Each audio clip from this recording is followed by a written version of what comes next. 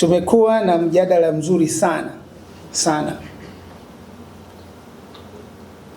Watoa mada wametusaidia, wametuongoza katika yale yanayostahili kuzungumzwa,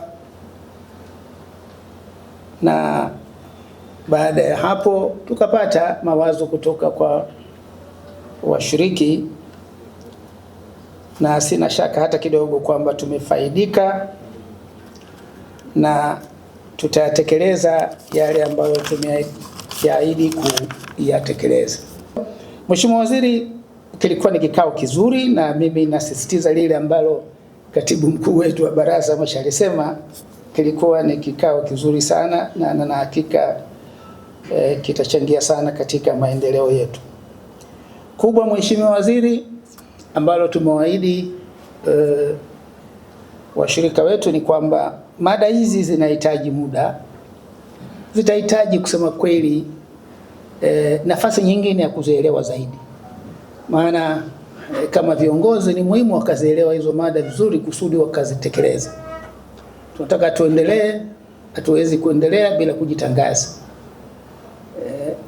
Nataka tuendelee, hatuwezi kuendelea bila tuwe na nyenzo za kuhakikisha tunaendelea.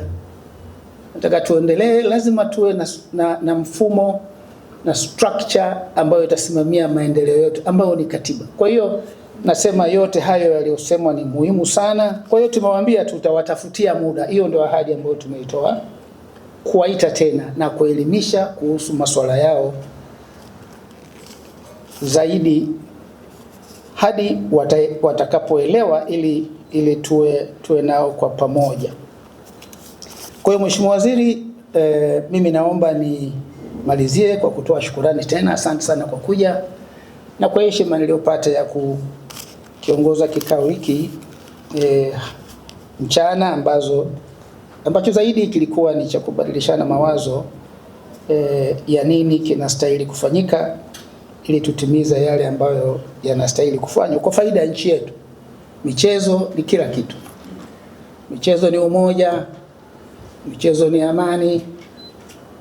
Michezo kusema kweli kwa nchi ni kila kitu.